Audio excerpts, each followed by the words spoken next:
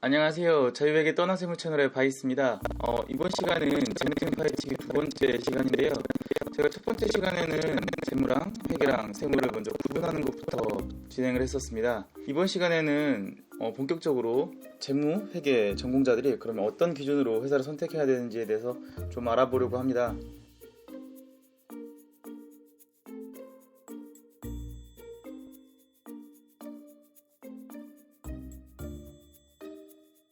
회사를 선택하는 기준은 되게 다양하죠. 그래서 일반적인 사람들은 어떤 기준으로 회사를 선택하는지 먼저 알아보고 그 다음에 재무회계 담당자들이 고려하면 좋을 기준에 대해서 좀 알아보겠습니다. 조사를 좀 해봤는데요. 2018년도에 사람인에서 한 조사가 하나 있더라고요. 직장인과 구직자 총 2,259명을 대상으로 조사를 했는데 이 조사에 따르면 먼저 직장인의 32.8%는 연봉을 직장 선택의 가장 큰 기준으로 선택해서 1위를 차지했고 워크앤라이프 밸런스라고 요새 부르죠. 워라밸이 19.8%로 2위를 차지했네요.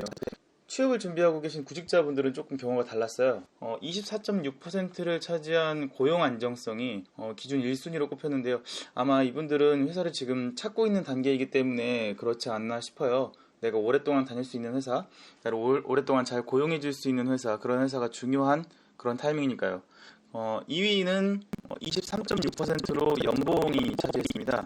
뭐 1등이랑 2등 차이가 1%포인트밖에 차이가 안 나서 사실 공동 1등이라고 봐도 괜찮을 것 같습니다. 이 간단한 통계치를 보면 현재 회사를 다니시는 분들 같은 경우에는 투 트랙으로 나뉘는 걸 좀 볼 수 있습니다. 먼저 주류는 내가 조금 더 일을 하더라도 연봉을 더 높이 받는, 그러니까 수익을 좀 더 창출할 수 있는 걸 선택하시는 분들이고, 두 번째 트랙은 수익이 좀 줄더라도 내 개인적인 어떤 시간이나 자아 실현을 좀 하시려는 소망을 엿볼 수 있는 것 같습니다. 사실 구직자의 경우에도 1위가 고용 안정성인 거 빼면 2위는 연봉, 3위는 결국 워라밸이기 때문에 직장인이든 구직자든 사실 비슷한 기준으로 회사를 찾고 있다고 볼 수 있습니다. 이런 부분을 보면 사실 재무회계 전공자도 그렇게 크게 다르지는 않습니다. 저도 그랬고요. 일단 월급 많이 주고 일 조금 시키고, 그런데 심지어 이 회사가 나를 오랫동안 고용할 수 있을 만큼 안정적이고 나 또한 그 회사에 오래 다닐 마음이 있고, 이것보다 더 좋은 조건은 없습니다, 사실. 그런데 제가 오늘 말씀드리고자 하는 건 재무회계 전공자는 자신이 선택하고 있는 직무라는 조건이 있기 때문에 이 직무에 맞는 한 두 가지 정도 조건을 더 따져보면 남들보다 조금 더 나은 위치에서, 나은 지점에서 업무를 시작할 수 있고 커리어 패스를 관리할 수 있다는 관점에서 오늘 영상을 보시면 될 것 같습니다. 오늘 말씀드릴 기준은 두 가지인데요. 시간이 되면 두 가지 기준을 모두 말씀드리고, 혹시 시간이 안 되면 첫 번째 기준에 대해서 좀 충분하게 설명하는 시간을 가지려고 해요. 제가 오늘 말씀드릴 첫 번째 기준은 바로 산업군에 대한 부분입니다. 산업군이라고 하면 좀 어려운 단어처럼 느껴질 수 있는데 우리가 학교 다닐 때 다 배웠어요. 초등학교, 중학교, 고등학교 오면서 1차 산업, 2차 산업, 3차 산업에 대해서 배웠는데 그게 바로 산업군이거든요. 1차 산업 같은 경우에는 농업, 어업, 임업, 축산업처럼 자연발생적인 산업이고 인류 역사상 가장 오래된 산업이죠. 2차 산업은 우리가 흔히 제조업이라고 부르는 산업인데 공장제 기계공업을 말합니다. 일단 공장, 생산, 가공 이런 거 들어가면 제조업이라고 보시면 쉽습니다. 3차 산업은 우리가 학교에서 서비스업이라고 배웠습니다. 2차 산업인 제조업은 눈에 보이는 것을 만들어서 팔지만 3차 산업인 서비스업은 눈에 보이지 않는 것으로 효용을 창출한다, 이렇게 배웠을 겁니다. 정확하게 말하자면 3차 산업은 인적 용역이라고 말하면 쉽습니다. 그러니까 사람이 일을 한다는 거죠. 그렇기 때문에 눈에 보이지 않는 전기, 에너지 이런 걸 생산하는 건 2차 산업입니다. 왜냐면 그건 사람이 어떤 일을 하는 게 아니라 결국 에너지라는 걸 판매하는 거니까요. 에너지는 결국 공장에서 만들기도 하고요. 그러니까 공장과 관련되어 있으면 2차 산업, 공장이 아니라 어떤 맨파워, 사람의 힘, 어떤 전문직, 이렇게 되면 3차 산업으로 보시면 쉽습니다. 4차 산업에 대해서 이야기하시는 분도 계실 수 있는데요. 4차 산업 같은 경우에는 사실 아직 국가에서 정확하게 어떤 기준점을 내놓은 게 없어요. 그래서 혹시 머릿속으로 4차 산업이 떠오른다면 이게 물건을 공장에서 만드는 건지 아니면 사람이나 어떤 시스템을 제공하는 건지 소프트웨어 같은 걸 제공하는 건지 그런 걸 떠올려 보시면서 2차 산업인지 3차 산업인지를 구분하시면 쉬울 것 같습니다. 그렇다면 회계 재무 전공자들은 어떤 산업군에서 일하는 것이 좋을까요? 물론 연차와 상황에 따라서 다양한 경우의 수가 있을 수 있지만 신입사원이나 처음 재무회계를 접해서 이직하고 싶으신 분들은 단언코 제조업으로 가라고 말씀드리고 싶습니다. 이렇게 단호하게 제조업을 추천드리는 데는 크게 세 가지 정도의 이유가 있는데요. 하나씩 이야기해 보도록 하겠습니다. 첫 번째 이유는 회계학이라는 학문 자체가 제조업에 너무 최적화되어 있다는 점입니다. 이건 그럴 수밖에 없는 배경이 있습니다. 회계라는 학문은 자본주의의 발달과 함께 커왔습니다. 흔히 자본주의의 꽃, 자본주의 파수꾼 이렇게 불리는데요. 그 이유는 자본주의가 발달하면서 발생하게 된 어떤 복잡한 상거래나 금융거래 이런 걸 정확하게 기록하고 감시하고 보고할 수 있는 수단으로서 발달되었기 때문인데요. 그래서 회계학이 크게 발전한 시기와 자본주의가 크게 발전한 시기가 일치합니다. 그렇다면 그때 자본주의의 가장 큰 메인스트림은 어떤 산업이었을까요? 맞습니다. 바로 제조업이에요. 그렇기 때문에 회계는 제조업이라는 바탕의 영향을 많이 받을 수밖에 없어요. 회계라는 어떤 소프트웨어를 담는 그릇 자체가 제조업이었기 때문에요. 그래서 혹시 집에 갖고 계시는 회계책이 있으시면 지금 한번 목차를 보시면 좋을 것 같은데요. 처음부터 끝까지 쭉 읽어보시면 어떤 제조회사의 한 해 영업 사이클을 보는 것 같은 느낌이 드실 수 있어요. 그게 기분 탓인 게 아니라 원래 그렇게 만들어진 거예요. 회계라는 학문 자체가 엄청나게 철학적인 기반에서 나온 게 아니라 사실 상인들이 상거래를 하다 보니 기록을 해야 하고 그걸 기록하는 방식을 통합하고 효율적으로 바꾸고 하면서 나온 거거든요. 당연히 자본주의가 복잡해지면 회계도 더 복잡해져야 하고 이 복잡한 걸 어떻게 하면 더 합리적으로 기입하고 보고하고 서로 나눌 수 있을까를 고민하다 나온 거기 때문에 당연히 산업 구조를 그대로 반영하고 있을 수밖에 없습니다. 그렇기 때문에 재무회계, 세무회계, 우리가 원가 관리 회계라고 부르는 이런 세 가지 영역에 있어서 제조업에서 되게 쓰기 좋게 만들어져 있다는 거죠. 그 중에서도 원가 회계 얘기를 좀 하자면 원가 회계는 대놓고 매뉴팩처링 코스트, 그러니까 제조 원가를 구하는 걸 가장 큰 목표로 합니다. 어떻게 하면 제조 원가를 합리적으로 구할까, 효율적으로 구할까, 다양한 시도와 방법론을 제시하죠. 제조 원가를 구한다는 자체가 제조업을 위한다는 거예요. 물론 다른 산업군에서도 이 제조 원가를 구하는 방법은 사용합니다. 하지만 이 제조업만큼 특화되어서 사용하지는 않죠. 나머지 재무회계나 세무회계 역시도 제조업에서 사용하기 되게 편하게 만들어져 있습니다. 물론 다른 산업군에서 사용할 수 있고 사용해야만 하고 사실 사용하는데 큰 문제가 없도록 잘 다듬어져 있지만 어쨌든 메인은 제조업이라는 거죠. 그래서 학교나 학원에서 회계나 재무를 배우신 분들이 필드에서 제대로 된 회계의 맛을 알고 싶다라고 했을 때는 제조업으로 가시는 게 좋습니다. 두 번째 이유는 제조업의 재무나 회계가 다른 산업군보다 조금 어렵다는 점에 있습니다. 이게 좀 이해가 안 되실 수 있는데요. 어려운 게 왜 좋은 거지? 라고 생각하실 수 있어요. 근데 어렵다라고 하는 게 단순한 그냥 어려움을 말하는 게 아니라 굉장히 스탠다드하고 우리가 학교 다니면서 혹은 학원에서 회계나 재무를 공부하신 분들이 배웠던 모든 내용을 사실 요구하는 곳이 제조업이에요. 그런데 다른 산업군에 가면 못 보는 경우도 있어요. 그래서 쉽게 말하면 그냥 어렵다이고 조금 더 풀어서 말하면 스탠다드하고 모든 케이스 스터디를 다 할 수 있고 중요한 배움의 기회를 놓치지 않을 수 있다라는 점이죠. 이게 배움의 기회를 놓치지 않는 게 왜 중요하냐면요. 우리 남자분들 군대 갔다 오시면 좀 알 수 있어요. 내가 신병으로 갔을 때 그때 이등병 때 어리버리하지만 열심히 일 배워야 되죠. 그때 일을 열심히 안 배우면 두세 달 지나서 후임 들어오면 후임한테 먹혀요. 그렇죠. 나중에 되면 상병 병장 돼도 사람 취급도 못 받고 그렇죠. 그냥 그러다가 얼렁뚱땅 군생활이 끝나는 경우도 많아요.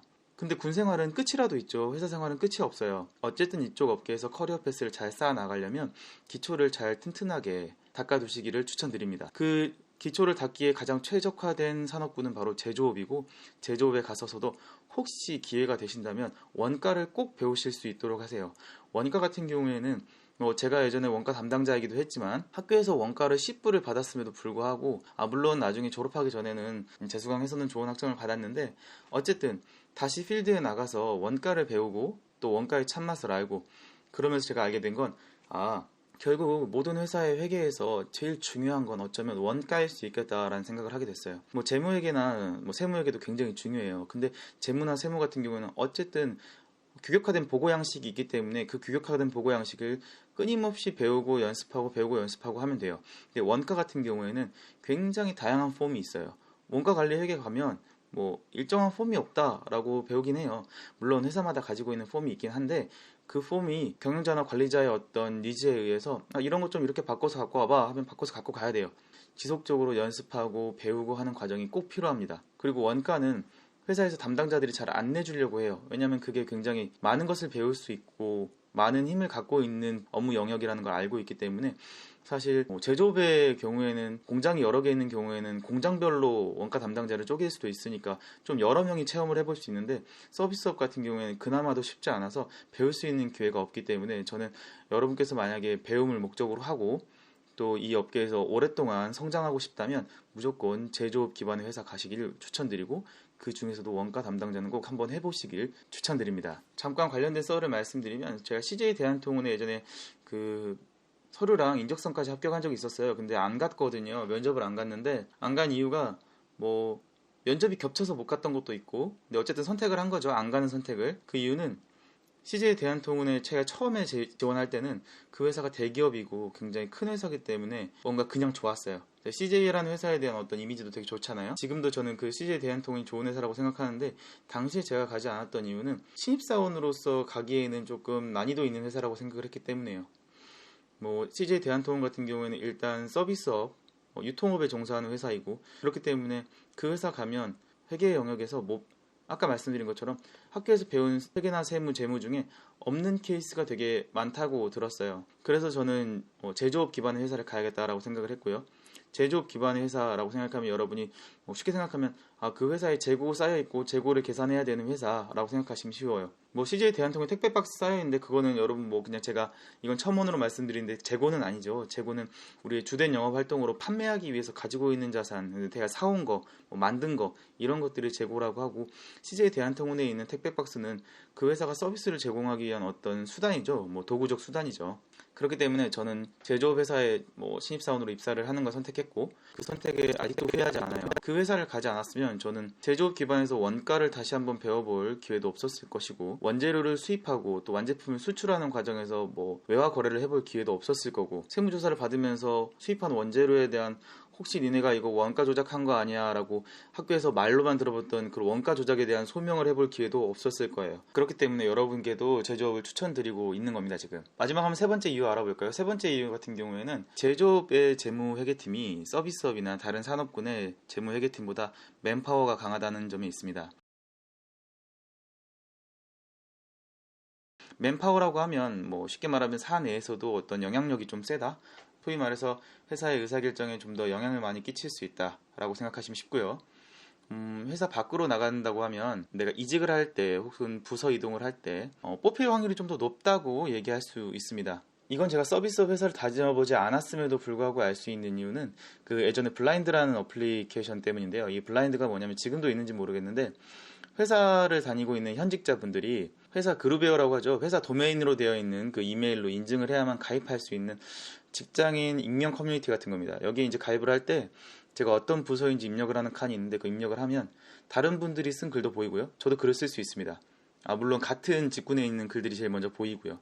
거기 보면 뭐 카카오나 네이버 이런 데에 계신 분도 글을 쓰시고요. 현대차나 뭐 삼성전자 이런 데 계신 분도 글을 쓰세요.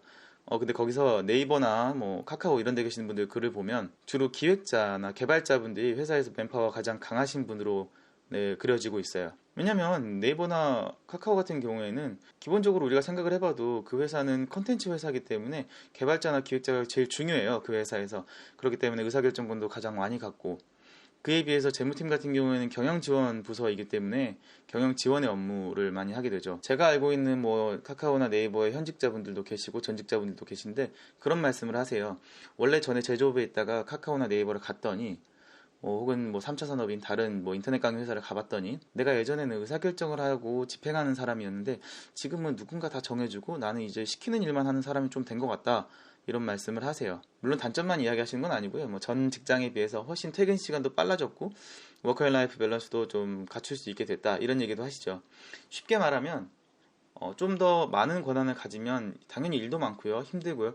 대신에 회사 내에서 맨파워를 가질 수 있고요. 그에 반해서 일이 줄어들면 맨파워도 줄어들고, 하지만 워크앤라이프 밸런스를 조금 더 챙길 수도 있다는 그런 말이죠. 제조업을 기반으로 둔 회사들은 대부분 뭐 저와 같은 생각이었습니다.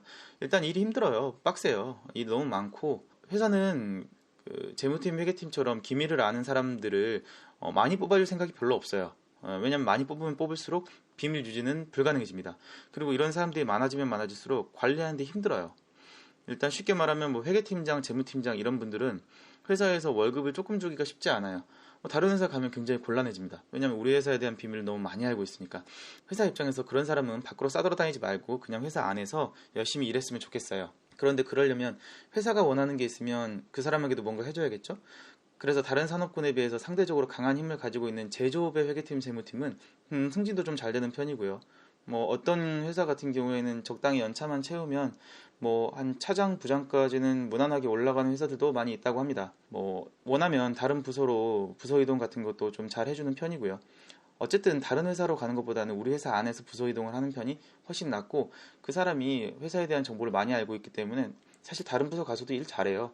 그래서 회사 입장에서도 괜찮은 선택이기 때문에 회사랑 협상을 할 때 협상력을 많이 가지는 편이죠. 그 서비스업에서 내가 경력직이면 절대로 신입처럼 아무것도 몰라도 뽑아주고 그러지 않아요. 이 회사 서비스업인데 마치 제조회사인 것처럼 제조회사 수준의 원가 계산, 부가세 신고 이런 거 다 요구합니다. 심지어 세무조사나 세관조사 같은 경험이 있을 때 그냥 세무조사 받아봤다 정도가 아니라 어떤 부분에서 일을 했냐, 그 원가에 대해서 질문을 많이 하기도 하고요. 실제로 저 역시도 그런 질문을 받았었고요. 결과적으로 제가 첫 번째, 두 번째 이유와 세 번째 이유가 연결되고 있는데, 회계라는 학문이 최적화된 산업군에서 일단 일을 하면서 그 산업군에서 좀 더 어렵고 일반적이고 모든 경우의 수의 회계에 대해서 공부하고 일하다 보면 언젠간 당신의 맨파워가 강해지고, 그러면 당신이 선택할 수 있는 어떤 옵션들이 많아진다는 거죠.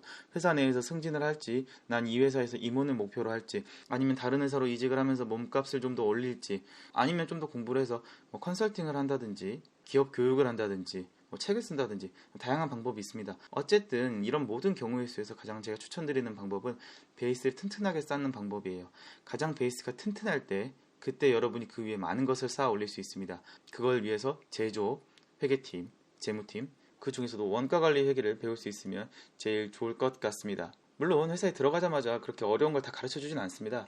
그렇지만 아예 배움의 기회가 없는 곳과 배움의 기회가 있는데 아직 나에게 그 기회가 오지 않은 곳은 큰 차이가 있기 때문에 그건 좀 염두에 두시는 게 좋습니다. 그런 분들이 있을 수 있어요. 근데 나는 제조업 기반의 회사가 아닌 회사를 내 마음에 품고 있어요. 그 회사가 내 비전이에요 라고 말씀하실 수 있어요. 괜찮습니다.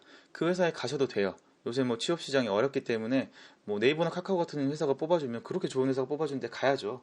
그런데 대신에 여러분이 가실 때 요거 하나만 알고 가시라는 거예요. 아, 내가 가는 회사는 뭐 제조업 기반의 회사가 아니기 때문에 원가나 이런 계산을 하는 것을 많이 배울 수는 없을 거야. 그렇기 때문에 뭐 추가적으로 공부가 필요하겠다, 나중에 이건 꼭 내가 메이크업을 해야겠다 생각하시면 됩니다. 사실 회계라는 학문은 여러분도 아시겠지만 사교육 시장이 굉장히 크고 활성화되어 있습니다. 그걸 뭐 나쁘다고 말하기는 어렵고요. 회계라는 학문 자체가 뭐 배우려는 사람들이 많다고 볼 수도 있고, 뭐 우리가 또 배우려고 맘먹으면 배움의 기회도 많이 있을 수 있다는 얘기입니다. 사실 회계팀, 재무팀 뭐 실무자로 사시면 아시겠지만 이 업계에서 끝까지 높이 올라가려면 그냥 회사에서 얼렁뚱땅 배우는 것 갖고는 절대 안 돼요. 어쨌든 추가적인 교육이 필요하고요. 저만 해도 회사에서 신입사원으로 있을 때도 뭐 산업은행이나 이런 데서 되게 교육을 많이 받았고, 그런 교육의 기회가 되게 많이 있어요.